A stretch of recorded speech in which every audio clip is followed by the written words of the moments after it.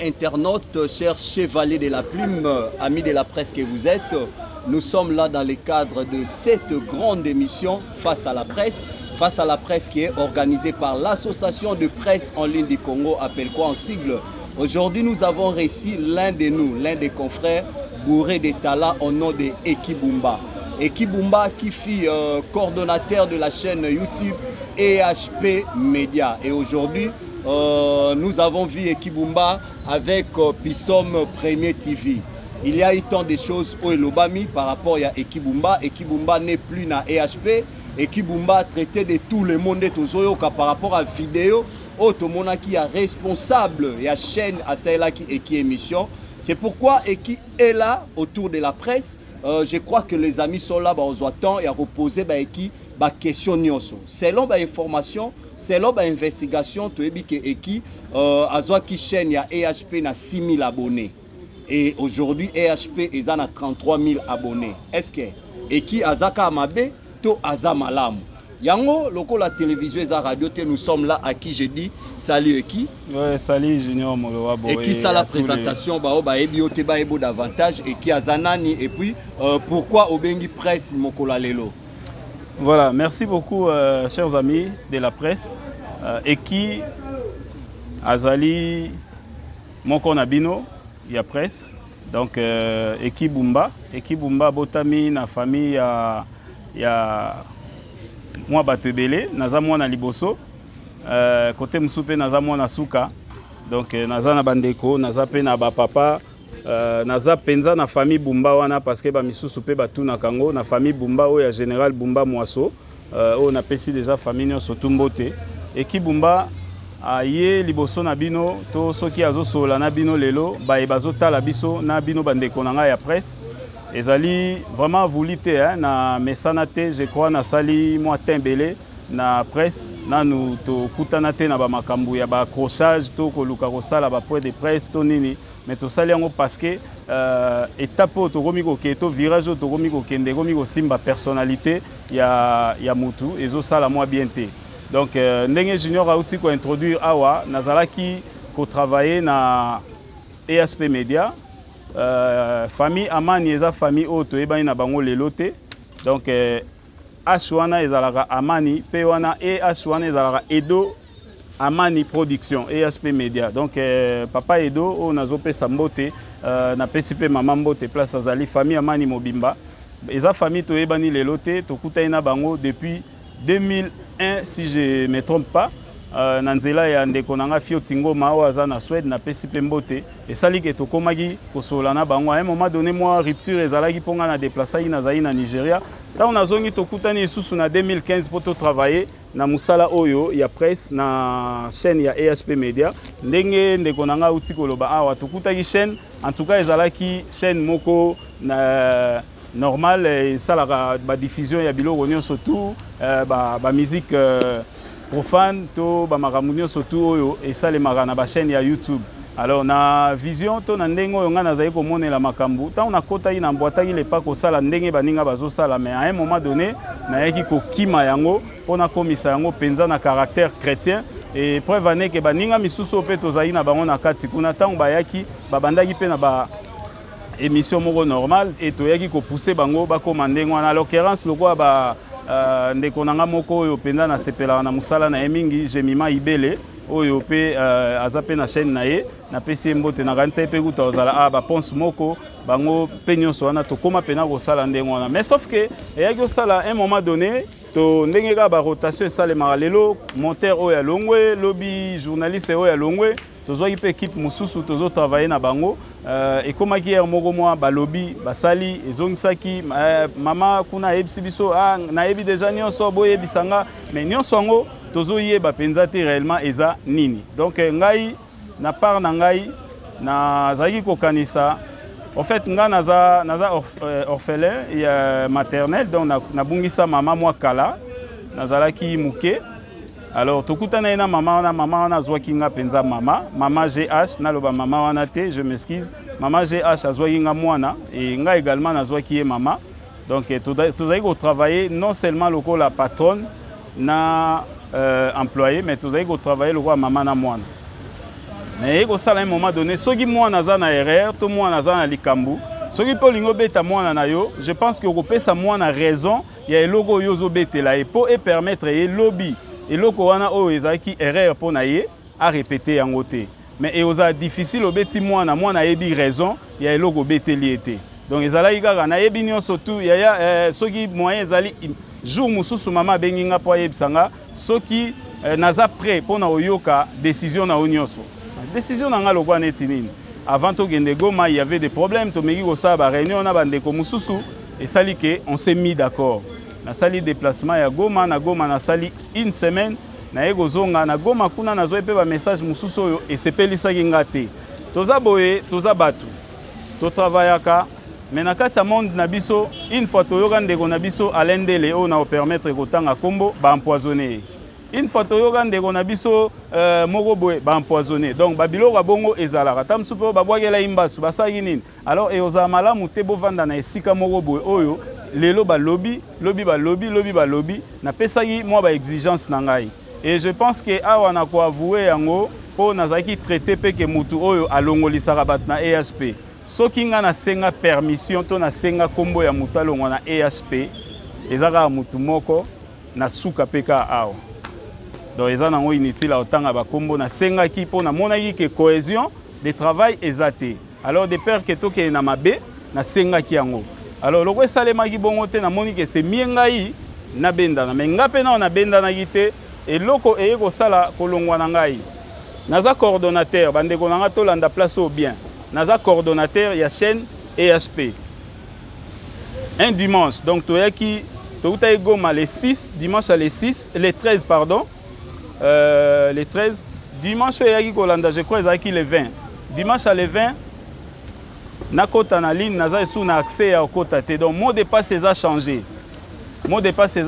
nga naza coordonnateur naza informé te oui c'est normal egoza chaîne na bino moko bozui décision na bino mais quand même information egoza malamu mingi na lobi bon natala tant mususu na rezo appel to na rezo signe na zui pe signe te mais na constater que ba vidéo ekoti le même dimanche wana muta koti siango moko na biso awa sur place donc eza loko la huissier eza loko la chef du personnel ya entreprise aza na clé o e permettra ba ouvrier nyonso tuto ba travailler nyonso bakota na place ya musala ya fungola porte na ye po bat bakota clé na ye ezosala te alors huissier moko aye kuna fungoli na nini na ye bat bakoti wana quand même bandeko nanga tozala clair eza langage ta musu toza su na yo posa te nde eyaki kosala ke lundi ya le 21 namoni ke bon lokola makambo ekomaki pe trop na acte esalemi oyo na se lancer na chaîne nanga oyo na privatisaki yango pendant au moins une année na ndambo natikaka bato mususu leki na ngai Brad Bumba ta musu azosala ba vidéo kuna po na intérêt ya place nazali kosala intérêt yango ezalaki nini na yebi ma réalité belé ya famille amani o na lingaki te tozala diviser si rapidement ndengo wana alors na lingaki to travailler et puis bandeko belé pe ba yebaki ngana nu côté wana je voulais assez que soki mukomusu na olongwa na ESP wana ezalaki posa nanga soki na olongwa na ESP nazala vraiment sûr que natiki équipe moko oyo atanga na lali pongi une semaine 2 semaines travail et salema à bonne et due forme.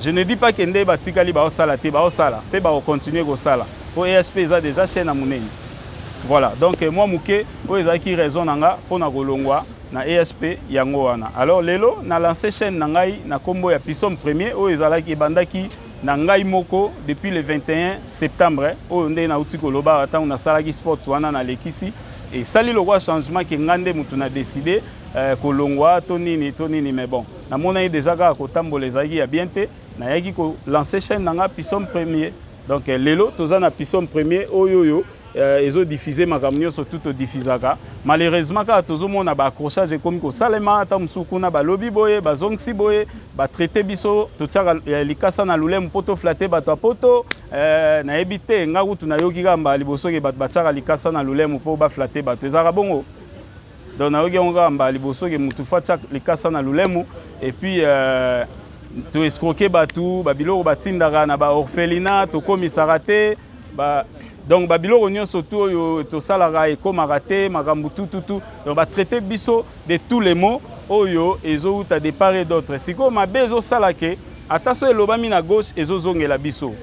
Siko biso tomonaki tozovanda nie mais ntango ekomi ke a escroquer batu. Moni batu musu bazala na bango akoyoka kaka boye atikali nango na mutu alingaki asala eloko moko to alingaki asola na yo amoni yo atraité yo de l'escroc. Je n'ai jamais fait ça naza mutu ya nyamuni ya mute bandeko nanga bozali awa nayebi te depuis toyebani na bino na monde oyo nakutana na problème na nani to na escroka nani na sala nini na nani donc voilà moi muke oyo nakokai koloba yango wana oyo esali ke ngai nazala te na ESP na se lancer na chaîne nanga moko Pissom Premier TV et na osenga pe bandeko nyonso tout kozwa temps ya otanga Pissom Premier wana bandeli tisuka ça va vraiment nous servir. Merci beaucoup. C'était là Ekibumba. Je crois qu'avant la paix, ça m'a l'obéi pas bande comme sous la presse. C'est juste natuna eki question moko eki. Touta Kolanda, pasteur Moko, c'est un prophète. À sa mission, à l'objet que Ekibumba yo bande ko boya ngana kota na Alexa Babylone ngana EHP. Banda quand sa chaîne ngo ya yo. Ok yo wana o escroquer batu yo wana o salibo si le yo o ebi comme on est passé prophète Israël. Israël c'est quoi? Je me pose la question, relation nini oyo bozaki na ngona passé atopé problème nini oyo na prophète wana bowele la po akoma koteni ba propos ya marque abongo et puis na média. Merci beaucoup président Junior. Déjà ngai na travaillera boy. Bandeko nyonso tout na ba o ba longwa na ESP na ba o bazali ba yebi yango. Ndeko nanga petit frère nanga Brice o na pesi pe mbote place azali. Soki azana ba invité na ye. Ata invité wana zo senga ngai na sala wana ba invité wana te na sala wana bango te pona orgueil non na sala wana bango te parce que ayambara peka ba serviteur de Dieu ngape na yamba ba serviteur de Dieu Brice azana ndenga osaela na ya esaleli na ye ngape na ndenga esaleli na ngai okaunga na sali na invité na ye so nga naza plus fort que Brice tam so invité wana comme préféré ça nanga ego sa biso accrochage na petit frère nanga to na ndeko na ngai bomoni politique na ngai ndenge moko pe na pense ndenge moko pe na mutu nyonso to azali na ESP. Alors esali ke pasteur Israël wana devi na tikala omona ete na tikala omona ete na tikala pe ko simba émission na ete ke na boye yango pasteur Israël na yebi na ESP na nzela ya pense po aza mwana ya njili pense pe azali kote kuna eza mwa ba pasteur ebele o pense a kotisa to à faire découvrir na niveau ya ESP. Donc à l'occurrence pasteur Israël wana quoi ça là na pense ngai na ye problème ni na on peut to kutana te vidéo ya kaka to kotisi yango na ebité na boyara vidéo na emuko nini na traitaka esoki pe nani muko nini mais pour l'information na bino na ebike lelo e kamwisa bato belé na poto ba misusu ba benganga ba misusu pe batunaka bakanisaka ESP eza ya ngai mais ESP ezaki yanga te donc so ineti ya lobike obanda ko kanisa ya yo oui ngamoko kaka te ngamoko pe na kanisa bongo te parce que soki na okanisa ke ESP eza yanga na obando bwaka mama GHT na obando benga pe mama GHT pona tamsu le problème ya mega to problème ya nini boye to likambo boye na obenga ete pona kanisa ke yanga donc déjà nazali ko benga ba responsable ya chaîne cela veut dire na yeba ke eza yanga te et donc voilà batu mingi pe baeba yeza yanga nazali pe oyebisa bango te eza yanga te ba responsable bazala na Londres. Merci beaucoup. On a pesi maloba na bande kwa presse. Deux questions de quoi répondre et puis deux questions. Oui papa na biso o l'équipe po ba mona yo.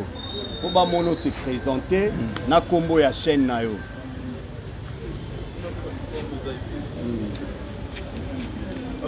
Voilà. Bonjour.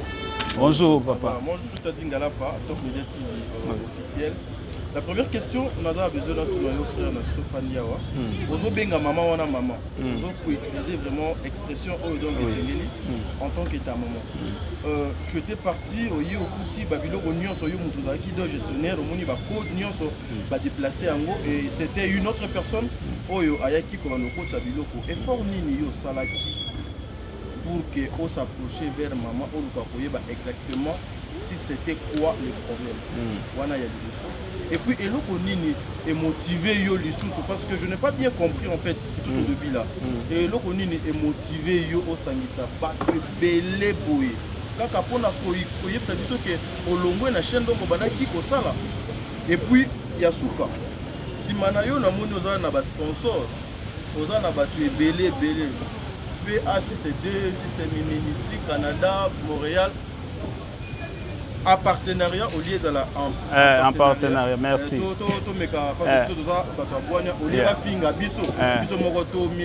Et là, erreur à frappe de Kunatan et Salema. Et le Konini donc ça dit Yocha Bango Nasima. C'était une façon de retrouver Maman Wana ou Olingi au sein de la démonstration de force.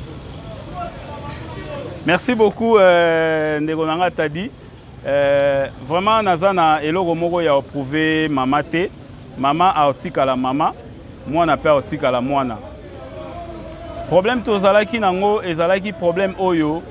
Ezalaki problème te tozoluka et kwei bongo toluka solution nango. Il y avait des problèmes avant même avant le 6 septembre. Donc le 6 septembre ngana longwa Kinshasa pour na Goma et puis na yegozonga le 13. Donc na kozana ngana Goma, il y avait encore des problèmes. Tant on a zongi to bandi sou ko traiter ba problème wana durant une semaine et na dimanche il y a le 20 tant le problème wana komi nde eko sala ngai lecture ya komona makambo wana nyonso tu nazalaki susu na place T.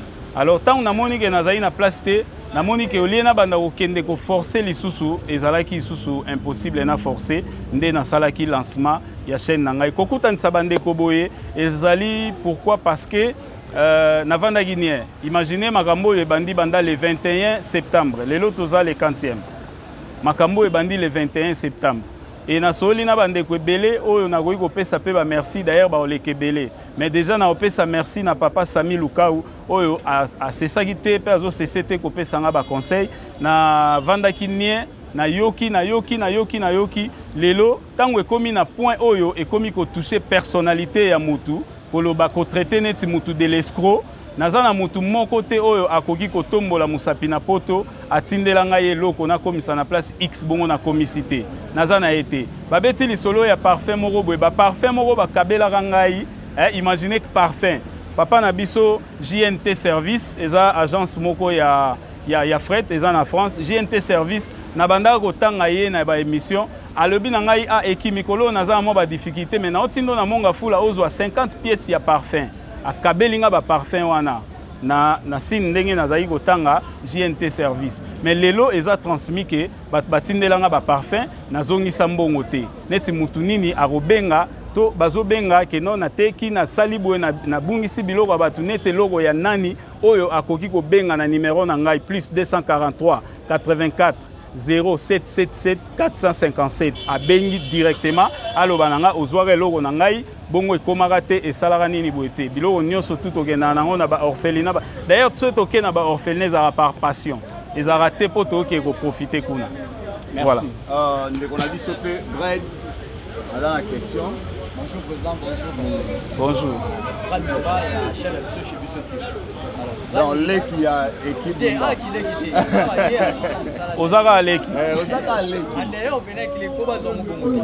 La question on a gagné tout. Cordon équipe ou pas. Kolongwanayo ezaki vi par rapport à chaîne là puis son premier parce qu'il faut te rappeler que chaîne puis son premier zaki non star promotive. Il y a là ba né belé chaîne wana sala. Est-ce que Brad wana ezaka la question? Oui, c'est la question. Ya oyeba maman a monaki est vrai que maman monaki comment ko se pencher la chaîne na yo comment ko sala sous comme tel na EHP Media par rapport ya travail no ndenge zala ki na EHP. Différence wana te muté sala ke départ na yo ba commencer la ba longolo code ba sala makambo ba comment pencher ming na chaîne na yo. C'est ça ma question. Ok, merci beaucoup. Déjà, Bandeko, Bradoko Zonga, Bandeko Bolimbi Sanga, et Salaki Loro Moko Oyo, Ngamoko pe personnellement, na sepela inangote, Oyaza petit frère Nanga, direct. Donc, Namakamunyo surtout Bazaï Goyoka, Nazaï Moutema Mounene, Nazaï go supporter, Baleki na Bandeko Nanga Bazaï go supporter. Alors, Brad Azwaki, tant ya osale la maman audio. Audio wananga mope na sepela ina ngote na gangela ke lokwa leki. Je profite de l'occasion lokwa tozana face à la presse. Brad, tu peux présenter tes excuses parce que Zaki peut souhaiter na. D'accord. Je demande mes excuses, je fais mes excuses à maman GH à propos de l'amour. Il n'y a même pas à commenter sur ça, excuse car la question n'a pas dit à propos. Voilà.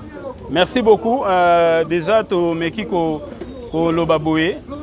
Biso problème est que na négligé musalate. Moi j'ai travaillé toujours na ESP ndenge na travaillera kaka. Preuve année que dimanche il y a les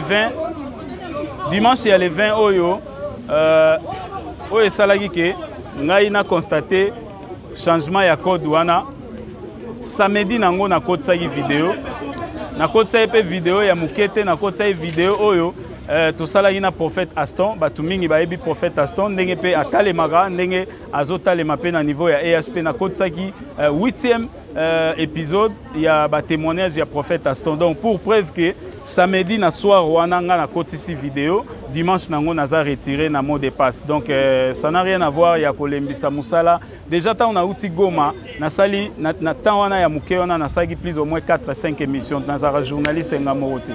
Merci. Merci beaucoup. Troisième question. Tout à l'heure, moi, c'est Simon Mobile, M. Solanda. Bonjour, nga kombo na ngai Laura Gilabu naza na CM télévision TV. Question na ngai ezali pa ekibumba olobi ke ezalaki na ba problème po bande ko créer yo avant ko kende Goma.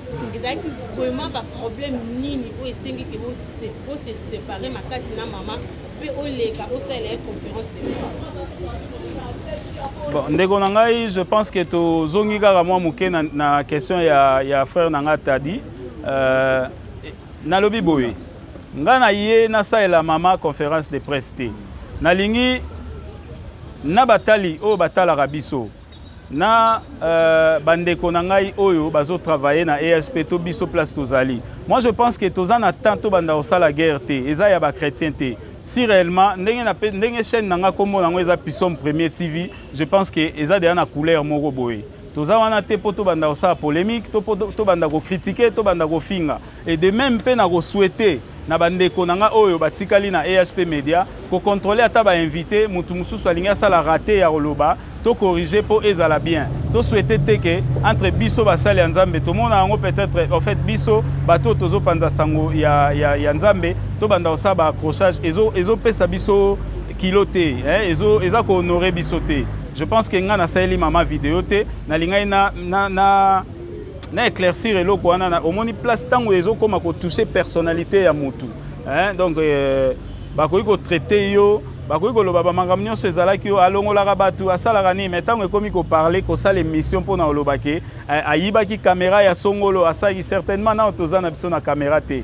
Donc to profiter pe na batu nyonso tout oyo balingaka ekibumba oyo amoni ke a soutenir biso na caméra na laptop ako soutenir biso mais ko yiba nde to yiba caméra te toza na caméra ya papa na biso prophète David oyo apesaki biso to salela. Il y avait un moment donné oyo tozaki kokutana na ete moi inquiétude ezalaki pe na part na ye mais kolobaki tozwaki caméra na eto to yibaki ezalaki te tant déjà baozwa audio ya mutu wana azalaki énervé po batia yango lokwa net comme quoi que to yibaki caméra na ye déjà to boyaki. Merci beaucoup. OK, merci beaucoup.